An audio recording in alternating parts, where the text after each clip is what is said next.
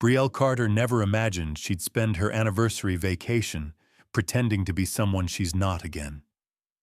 To her in-laws, she's just Ethan's pretty little bartender wife. The last message from Victoria Vaughn had arrived that morning, sharp and perfumed as ever. Pack light for the beach house, Brielle. Nothing too flashy, it's just family. The words hung in the air of Brielle's ocean view penthouse like a familiar insult wrapped in civility. She read it again while sipping black coffee, the kind brewed slowly in her private kitchen, overlooking Santa Barbara's coast. She didn't flinch. Not anymore. This was year 3 of her marriage to Ethan Vaughn, and with it came year 3 of enduring his mother's soft-spoken jabs and disdainful smiles. But this time, something felt different. This time she wasn't just bracing, she was preparing. Outside the window, the California sun spilled across the Pacific like melted gold. Waves lapped gently at the edges of Obsidian Pearl Resort's private beach, a place guests reserved months in advance. The Vaughns, of course, didn't know it belonged to her. To them, Brielle was just a bartender who'd gotten lucky. What they didn't see was the empire behind her Obsidian Coast Enterprises' 12 resorts, 8 Michelin-starred restaurants, and over 600 employees who knew her not as Mrs. Vaughn, but as Ms. Carter, their CEO. And she, a 31-year-old black woman, had built it all from the ground up. In her mahogany-paneled office, Brielle scrolled through financial reports, pausing as a reservation caught her eye. Vaughn Victoria, 6 nights, Seaside Villa Thermtha 3. Her lips curled into a wry smile. Of course, she chose the most expensive option. That suite alone was a small fortune, but Victoria had always needed to remind people of her status. Brielle let the irony settle. The woman so determined to belittle her would spend the next week being served in a house Brielle owned outright. Her phone buzzed. "Ethan." "Hey," he said, his voice warm. "Mom wants us to be there by 5. She said not to overpack." "She always says that," Brielle replied, letting her smile filter through her voice. "Probably doesn't want me showing up in anything that looks too expensive." Ethan sighed. "You know how she is?" "I do," Brielle said. She could almost picture him pinching the bridge of his nose, standing barefoot in their kitchen, one hand resting on the marble counter she'd chosen. "But don't worry. I've got it covered." There was a pause on the line, the kind that spoke more than either of them ever dared to say aloud. "I've got your back, Brie." "Always," he said finally. "I know." After they hung up, Brielle turned back to her desk. The photo of her and Ethan from their first trip together sat in a silver frame, both laughing, sunburnt, windswept. He'd never cared about her status. They'd met at a hospitality conference when she was just 26, giving a keynote on sustainable luxury. He'd approached her afterward, thinking she worked in front of house. She hadn't corrected him right away, and their connection had grown from there, natural, unburdened. By the time he learned the truth, it didn't matter. It never had to him. Only to his mother. Victoria Vaughn had built a small but flashy real estate firm in Montecito. Her world revolved around appearances, yachts, wine tastings, pearl necklaces, and country club gossip. And Brielle Carter, a black woman from a working-class Detroit neighborhood, didn't fit into that world. She'd made that clear the first time they met, with a tilt of her head and a look that said, "You're not who I imagined." But Brielle hadn't flinched then either. She'd simply smiled and extended her hand. Today, as she zipped her travel bag, she kept it simple: a white cotton sundress, tan sandals, gold studs in her ears. She chose not to pack the diamond pendant Ethan had given her or the silk blazers she wore in meetings with international investors. Let them believe she was still the help. It would make what came next all the more satisfying. From the living room, Jasmine Reed, her assistant, entered with a tablet in hand. Charlotte Hale confirmed. She'll be joining the Vaughns tomorrow. Jasmine said, her tone tight. Brielle exhaled slowly. Charlotte, the family friend with old money charm and a designer firm in Milan. Ethan had dated her briefly in college. Victoria had never let that history go. Thanks, Brielle said. Anything else? Jasmine hesitated. Just be careful. I don't trust them, Brielle. I don't either, she replied. That's why I'm ready. Brielle picked up her leather-bound portfolio and slid it into her bag. She moved through her home with quiet certainty, passing the custom bookshelf Ethan had built, the curated art she'd chosen, the view that reminded her daily of how far she'd come. This wasn't just a beach vacation. It was a chess match, and she intended to play like the queen she was. As she stepped out onto the private elevator that would take her down to the waiting car, her fingers brushed against the keycard in her pocket. A single word was etched on the brass Carter B. CEO. She smiled to herself. The game had begun. The black SUVs rolled into the resort's circular driveway like royalty arriving at court, polished, tinted, and humming with entitlement. From her position on the upper veranda of Seaside Villa Number 3, Brielle Carter watched quietly, her sundress fluttering in the late morning breeze. Below her, the valet staff lined up in crisp white polos and khaki slacks, practiced smiles ready. No one flinched. After all, they knew exactly who the true owner of the Obsidian Pearl Resort was. She'd walked these floors with them, reviewed training manuals, even pitched in when the kitchen was short-staffed. But to the guests arriving now, especially the woman stepping out of the lead SUV with pearls at her throat and a polished sneer on her lips, Brielle was still just Ethan's black wife with a mysterious past and a forgettable future. Victoria Vaughn adjusted her wide-brimmed hat and scanned the beach house like a buyer inspecting merchandise. Her heels clicked across the travertine path as she called out with syrupy authority, "Brielle, darling, be a love and help with the luggage, won't you? You're used to hustling, I'm sure." Brielle didn't move. She didn't need to. Seconds later, Ethan rounded the car, his brow tight, his voice clipped. "Mom, we've got staff for that." He reached for Brielle's hand, without hesitation, grounding her, as he always did. "Let's not start the week with theatrics." Victoria waved a manicured hand, her smile unbothered. "Of course, darling. I only thought Brielle wouldn't mind. She's practical that way." Behind her, Whitney Vaughn strutted onto the cobblestone like she owned every inch of it. Her oversized sunglasses perched atop her head like a crown, a Dior weekender bag slung over her shoulder. She gave Brielle a once-over that stopped short of politeness. "Comfortable look, Brielle," she said, her voice as smooth as steel. "Did you borrow that from the staff closet?" Brielle's smile remained intact. "It's just a dress, Whitney," she replied calmly, her voice a velvet blade. From the corner of her eye, she caught the twitch in Ethan's jaw. His grip on her hand tightened. And then came Charlotte Hale. She stepped out of a sleek convertible with effortless grace, her blonde hair pulled into a loose knot, designer sunglasses hiding her gaze. Her linen jumpsuit was champagne-colored, her heels just high enough to suggest poise without effort.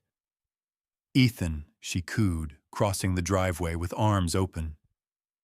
"It's been ages." Brielle noted the way Charlotte's embrace lingered too long, how her cheek pressed just a bit closer than necessary. Ethan returned the hug with the stiffness of a man trying to respect every boundary. "Good to see you, Charlotte," he said before stepping back and slipping his arm around Brielle's waist. "You remember my wife?" "Of course," Charlotte said, turning toward Brielle with a smile so polished it gleamed. "Lovely to see you again." "You too," Brielle replied, every word measured. Inside the villa, the family began to settle in Victoria, issuing orders to staff Whitney, fussing over which bedroom had the best light, Charlotte making casual comments about European beach homes as though this one didn't compare. All the while, Brielle moved with quiet authority. Staff members offered her respectful nods behind Victoria's back, subtle gestures of recognition that said, "We know who you are." Lunch was served on the oceanfront deck, shaded by white canopies and surrounded by lemon trees. Brielle had chosen the menu herself, down to the chilled mint lemonade and rosemary chicken wraps. As the family sat around the long teak table, conversation drifted from Victoria's charity gala to Whitney's latest spa retreat. No one asked Brielle a single question. So Charlotte Victoria began dabbing her lips delicately. "How's Milan treating you?" "Oh, it's divine," Charlotte answered, eyes flicking briefly to Ethan. "We just completed a penthouse for a tech mogul. All Murano glass and marble, very modern, very masculine. Ethan, you'd appreciate the lighting tech we used." Ethan nodded politely. "Sounds like a solid build." Then he turned to Brielle. "You'd probably have feedback on the layout. What do you think of this villa's flow?" A rare silence fell over the table. Victoria's fork paused mid-air. "Oh, Ethan," she said with a laugh that didn't reach her eyes. "Let's not bore Charlotte with design opinions from, well, someone more accustomed to bar layouts." Whitney snickered. "Yeah, Brielle probably knows more about cocktail coasters than countertops." Ethan put down his drink, the glass clinking softly. "That's enough, Whitney," he said. "Brielle's taste is better than half the people I work with." Brielle placed a gentle hand on his arm. "It's fine," she whispered, though her heart was pounding. She didn't need their approval, but the disrespect, even when predictable, always stung. The meal wound down. As the others trickled inside to unpack, Brielle lingered, watching the tide inch up the shore. Behind her, she sensed Charlotte hesitate at the doorway, then whisper something to Whitney that earned a laugh. Brielle didn't turn. She didn't need to. In her pocket, her phone buzzed. A silent text from Jasmine kitchen staff noticed Victoria and Whitney chatting oddly near the pantry. "We'll check footage." Brielle slipped the phone away, her face unreadable. Upstairs in the mirror of the master suite, Charlotte adjusted her lipstick. "She's hanging on by a thread," she murmured to Whitney. "All we need is one little push." Downstairs, Brielle walked into the shaded courtyard, greeting the landscaper by name, pausing to compliment the new gardenia shrubs. The staff knew her presence meant calm. But this time, there was an undertone of alert. She caught it in Jasmine's eyes when they passed near the kitchen, a quiet question. "Are you ready?" Brielle's answer, unspoken but unmistakable, was yes. As she stepped back inside the house, she heard Charlotte's voice drifting from the living room. "To women who know their place," Charlotte said, raising a glass of sparkling water. Brielle didn't blink, but her hands curled into quiet fists, polished nails pressing gently into her palm. She smiled as though she hadn't heard a thing. Because the game was still on, and the rules from this point forward were hers to change. The salad bowl was supposed to impress. Instead, it might have changed everything. It was mid-afternoon when Brielle Carter stepped into the humming kitchen of Obsidian Pearl's signature restaurant, checking in on the weekend's VIP menus under the pretense of routine. The space was warm with the scent of butter and rosemary, chefs moving swiftly under hanging copper pans. But Brielle's attention was somewhere else. Jasmine Reed stood near the pantry door, tablet in hand, her expression unreadable. She looked up as Brielle approached and gave a small nod, quiet, tense. "We need to talk," she said. Just an hour earlier, Brielle had been helping Ethan settle into the villa's reading room, pretending that Whitney's passive-aggressive compliments about Charlotte's polished background hadn't sliced into her like paper cuts. She had smiled through lunch, answered shallow questions about summer heat, all while knowing she wasn't the guest here, she was the host. And now that mask of poise might have to come off. Jasmine led her into the small operations office adjacent to the kitchen. The room smelled of lemon cleaner and paper. A single monitor flickered on the desk, showing a paused security feed labeled Kitchen Cam 3. Jasmine didn't speak. She hit play. At first there was only silence. The image was grainy but clear, the prep counter a labeled salad bowl, in view BC for Brielle Carter. The timestamp read just after noon. Victoria Vaughn stood at the edge of the frame, her back to the camera. She reached into her purse and pulled out a small vial. Next to her, Whitney glanced toward the hallway before giggling. "Just a few drops," Victoria muttered. "It'll keep her out of the way." She poured the clear liquid into the dressing and stirred it lightly. Whitney leaned in. "She'll be running to the bathroom all night. And Charlotte. She'll finally get some one-on-one with Ethan." Jasmine paused the video. Brielle's hand stayed still, her face unreadable. But her jaw had tightened. "You want me to scrub the footage?" Jasmine asked quietly. "Or pull it and secure it?" "Secure it," Brielle replied, her voice even. "Full Protocol 9. Quiet for now. Keep it between you and Derek." Jasmine gave a crisp nod. Understood. Protocol 9 wasn't standard procedure. It was a contingency Brielle had developed herself, a discreet escalation for handling elite guests who crossed ethical or legal lines.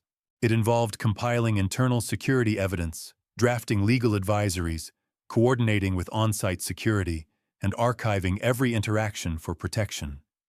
It had never needed to be fully deployed. Until now.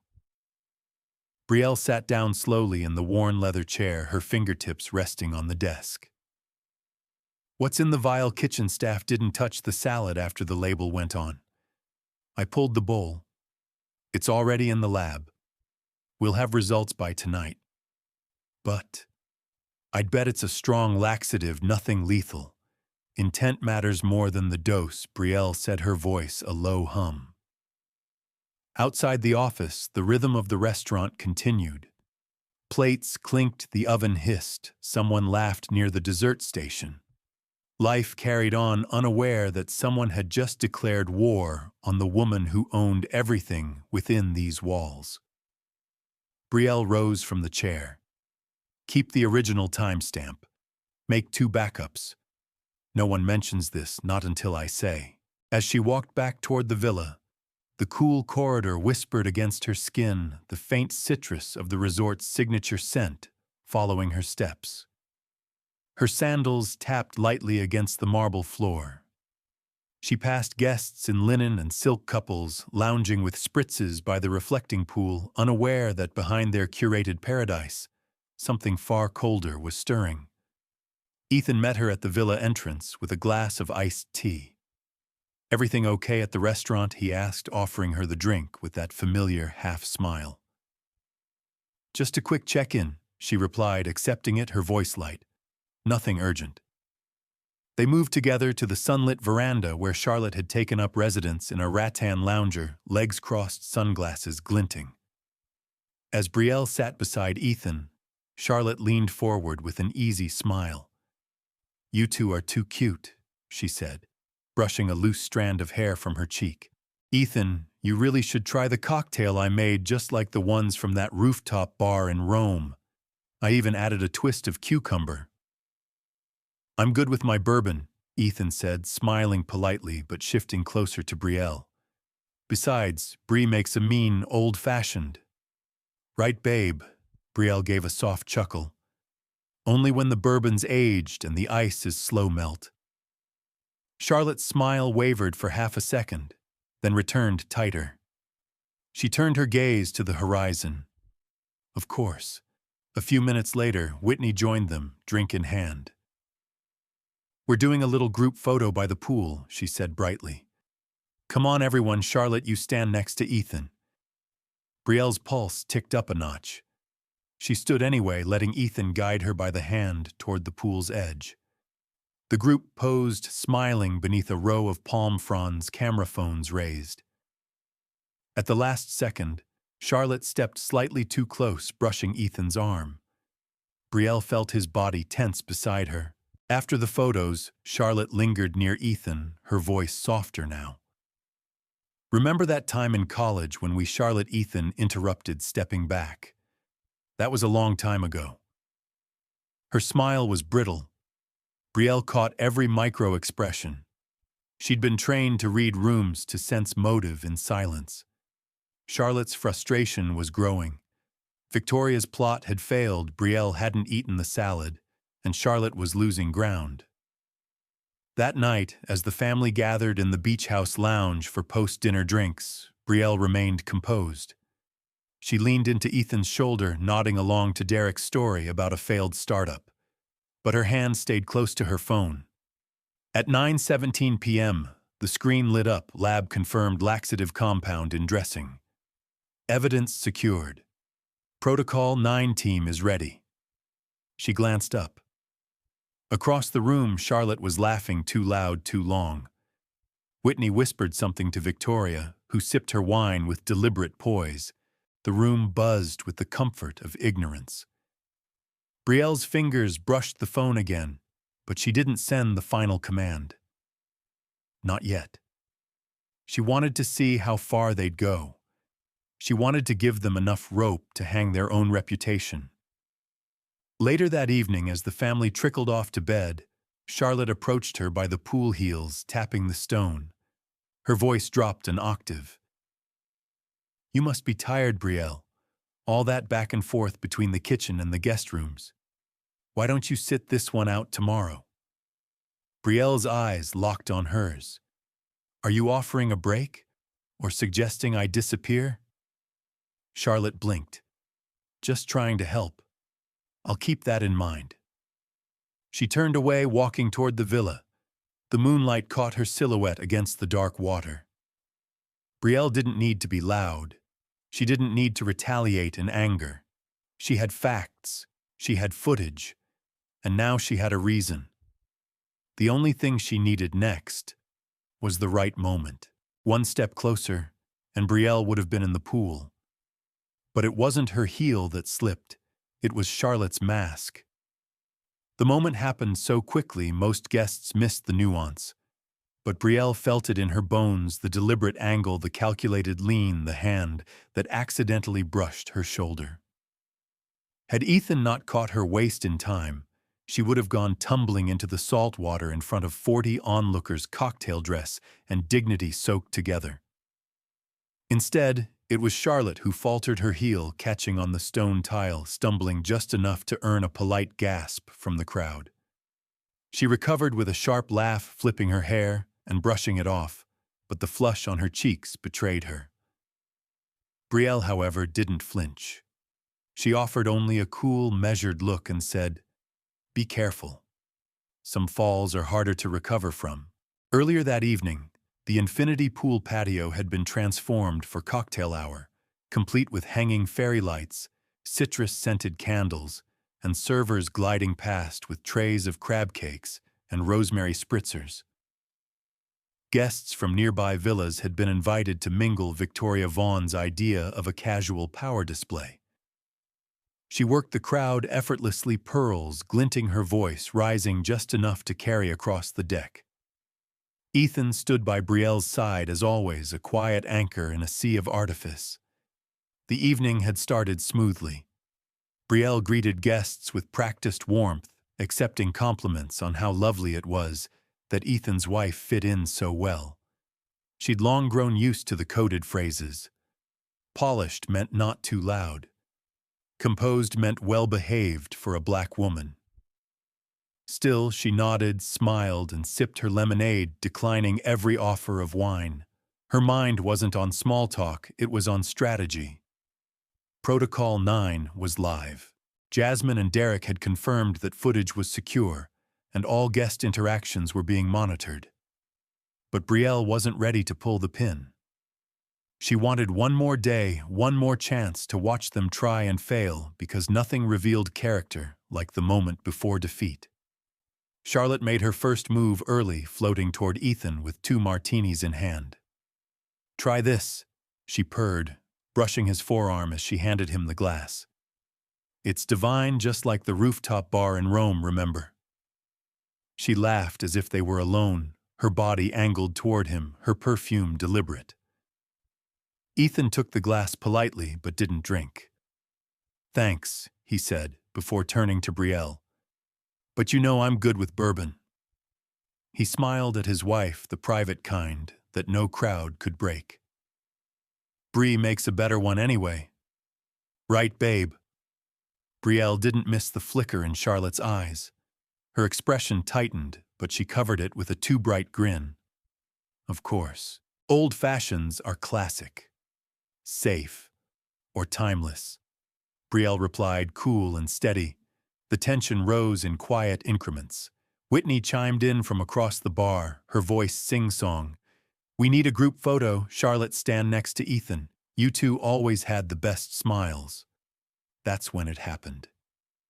In the cluster of bodies lining up by the pool, Charlotte moved too close. Brielle could feel the energy shift the way Charlotte leaned just a little harder. Her hand grazing Brielle's shoulder as the photographer called out for everyone to squeeze in. There was no trip, no slip. But the intent was unmistakable. Ethan caught Brielle's waist in an instant, pulling her gently back. Charlotte stumbled forward instead, her heel wobbling, her balance nearly lost. The crowd laughed nervously. Whitney rushed in with a napkin for Charlotte's shoe. "These stone tiles are murder," she said with a smirk. Charlotte stood straightening her dress. "Just clumsy me," she murmured. But Brielle had already turned, walking back toward the bar. She didn't need to announce what had almost happened. Later that night, she stood at the villa window, alone, watching the waves roll in under moonlight. Ethan joined her quietly, slipping an arm around her waist. "You okay?" he asked. She leaned into him slightly. "Yeah, just watching the tides." He kissed her temple. "She's persistent. Let her try," Brielle said. Her voice was soft, but her eyes were hard. "It'll make the ending cleaner." As Ethan returned to the lounge, Brielle retrieved her phone from the nightstand. A silent notification waited from Derek. Video of Charlotte's stumble saved. Audio confirms intent. All assets logged. She stared at the message for a long moment. Then, with a steady thumb, she replied, "Stand by. Tomorrow is hers. You're not good enough for my son," Victoria snapped. Brielle's response, a smile and a microphone. The grand terrace of the Obsidian Pearl shimmered under a canopy of lanterns and stars. It was the kind of night people posted about, the clink of crystal flutes, the faint scent of jasmine on the breeze, jazz music curling through the air like smoke. Guests in evening gowns and tailored suits gathered around the long candlelit table, their laughter rising in polite waves. Victoria Vaughn sat at the head of it, all pearls heavy on her throat, her voice a honeyed blade as she lifted her glass. To family, she declared, her eyes sliding to Brielle with a smile so thin it could have cut glass. And to those who contribute in their own small ways. Laughter fluttered down the table. Whitney smirked. Charlotte didn't even bother hiding her grin. Ethan's jaw tensed, his hand tightening around his wineglass, but Brielle placed her fingers gently on his wrist. "Not yet," her touch said. "Let them speak, because tonight was hers." The day had been quiet. Too quiet. Whitney and Charlotte hadn't so much as glanced in her direction since the stumble by the pool. Victoria, always the tactician, had moved from passive insults to calculated indifference. But Brielle knew better. Silence was never surrender, it was set up. And she had waited long enough. Dessert hadn't arrived yet when Victoria leaned forward with a bright expression. "Brielle, dear," she said, could you check on the kitchen? We're running behind, and you're so good with that sort of thing. Whitney snorted softly. She probably knows the pantry better than the planner. That was the moment Ethan snapped. His fork hit the table with a sharp clatter. Enough, he said low and firm. Brielle is not your staff, and I won't sit here while you treat her like some servant. The table went silent. Victoria blinked. Ethan, she said with a wounded tone, I didn't mean, but she didn't finish. Because Brielle had already stood. Her chair slid back with the soft scrape of determination, and she moved toward the center of the terrace where a slim microphone stood beside the floral arrangement. Her navy gown shimmered under the lanterns, her expression serene but impenetrable. Good evening, she said, and even the jazz trio behind her fell quiet. I'd like to thank you all for joining us tonight. It's always a pleasure to host such a distinguished group of guests. She paused. Especially when family is in town. A polite murmur of laughter rippled through the guests. She continued. Some of you know me as Brielle Carter. Others may only know me as Ethan Vaughn's wife. But tonight I'd like to introduce myself more clearly. I am the founder and CEO of Obsidian Coast Enterprises, the parent company of this resort, 12 others and 8 Michelin-rated restaurants. Gasps broke out before she even finished the sentence. Down the table, Victoria paled. Whitney's jaw dropped. Charlotte's wine glass trembled in her hand. Brielle didn't pause. That includes the Obsidian Pearl Resort, where you've all been graciously hosted. And it also includes the design firm Charlotte Hale's mother sold last quarter and the real estate group Vaughn Properties purchased in full just this morning. The crowd erupted. Conversations buzzed. Phones lit up under the table. She raised one hand, calm and commanding. Jasmine, standing quietly behind a potted palm, nodded and tapped a button. The massive terrace screen flickered to life. Footage rolled Victoria in the kitchen pouring a vial into a salad bowl labeled B.C. Whitney, giggling. The audio was faint but undeniable. Then another clip, Charlotte beside the pool leaning into Brielle, the near push, the stumble, the smirk. The guests stared in stunned silence.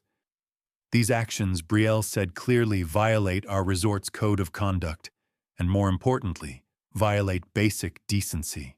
My team has filed documentation, and as per Protocol 9, your reservations are hereby canceled.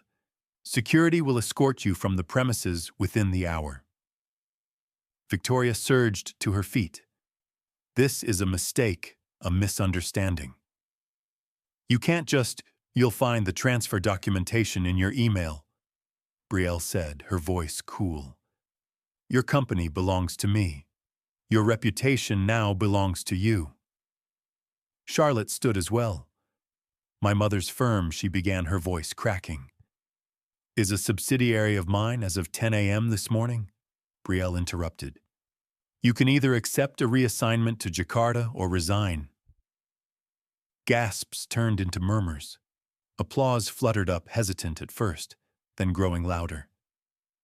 Victoria turned toward Ethan, her face twisted in disbelief.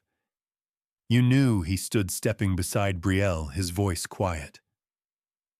I chose her mom. I chose right. Victoria trembled. This isn't over. Brielle's gaze didn't waver. It is for you. Security emerged, calm and discreet. Derek Cole gave Brielle a subtle nod before escorting Victoria, Whitney, and Charlotte toward the villa.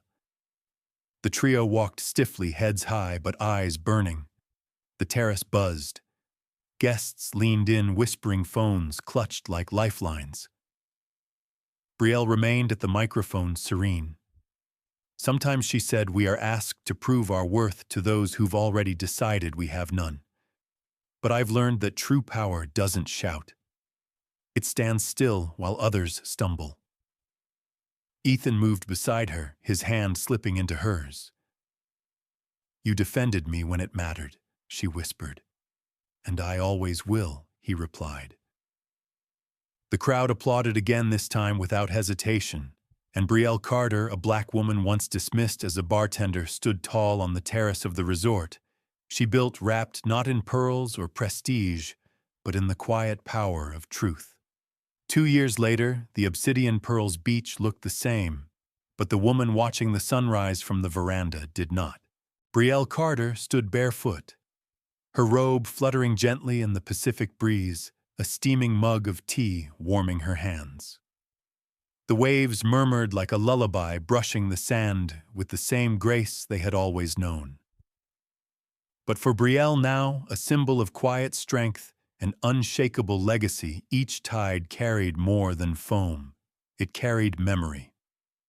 The gala takedown had gone viral before midnight that night. By morning, her name was in every business blog and lifestyle feature. Black CEO silently owns resort shocks, snobbish in-laws. The footage of Victoria's expulsion had been dissected, memified, and turned into a cautionary tale in business ethics seminars across the country. But Brielle had never responded to the media storm. Not a quote, not a statement. Her silence had done the talking, and her actions had done the rest. Now she spent less time in boardrooms and more time in classrooms, funding them, visiting them, mentoring within them. Through the Amara initiative, named for the young black girl in HR, who had once whispered, "Thank you for making room for people like me," Brielle had built education programs for underprivileged students across California. Scholarships, internships, summer fellowships, the works. She took another sip of tea, her gaze soft as children laughed somewhere in the distance, part of the resort's new youth leadership camp. What once was an exclusive retreat for the elite now had monthly open-access weekends for young dreamers from across the state. Behind her, Ethan emerged, wrapping his arms around her waist with the ease of routine. "You're up early," he murmured, pressing a kiss to her cheek. "I always am," she said, with a smile, leaning into him. "Sunrise makes the world feel possible." He chuckled, still poetic. "Even after everything. Especially after everything." They stood in silence for a while, watching a new day begin. In the lounge later that morning, Amara, now a team lead at the foundation, brought in a box of letters. "Another batch from the kids," she said, smiling. One of them addressed it to Ms. Brielle, the lady who makes unfair things fair. Brielle laughed. "I'll take that title." One letter, written in crayon, said simply, "Thank you for seeing me before anyone else did." Brielle folded it carefully. These weren't just letters. They were the reason. That night, during the resort's private dinner, a guest stood nervously to make a toast. A father from South Central LA, whose daughter had received a full scholarship through Brielle's program. His voice cracked as he said, "You changed her life. You didn't have to, but you did." Brielle nodded, her eyes misty. Sometimes when doors are slammed in your face, you build new ones for others. And as the candlelight danced across her face, no one remembered Victoria's pearls or Charlotte's smirk. They remembered a black woman in her 30s, once underestimated, who turned every insult into a foundation, every slight into a stepping stone. Because some stories don't need revenge. They just need vision. She never raised her voice. She didn't need to.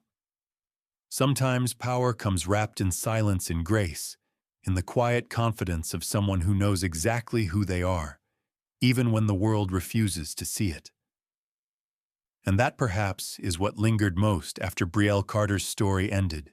Not the headlines, not the public fallout, but the memory of a woman, a black woman, who chose dignity over spectacle and justice over revenge. Years passed, and yet guests still spoke about the evening on the terrace, how lanterns swayed in the wind as a truth long hidden lit the night brighter than any chandelier. Some remembered her poise, others recalled the footage, but those who knew her best remembered the stillness in her eyes when she said, "Sometimes you build new doors, It wasn't just a line, it was a legacy. And legacies like lighthouses aren't built for applause, they're built to guide. What Brielle taught us is simple but not easy, that breaking injustice doesn't always come with fury. It comes with clarity, preparation, and a willingness to act even when no one is cheering you on. She proved that identity is not a costume to be removed to be accepted, and that the weight of silence can sometimes speak louder than 1,000 retorts. It's easy, isn't it, to look at someone and decide who they must be, especially when they don't fit the room or the name or the skin tone we're used to seeing in positions of power. But just like a well-wrapped gift, sometimes it's the person we overlook who carries the greatest value. Brielle reminded us not to judge the hostess by her smile, nor the woman in sandals by her grace, because she just might own the building you're standing in. And maybe in your own life there's someone you've underestimated, someone you've dismissed based on where they came from, how they look, or how quietly they move through the world. Maybe it's time to look again. And not with your eyes, but with your heart. Because like a porch light left on in the night, a single act of decency can illuminate more than we'll ever know. So if this story touched something in you, don't keep it to yourself. Share it. Not for applause, but because someone out there is still waiting to be seen, just like Brielle once was.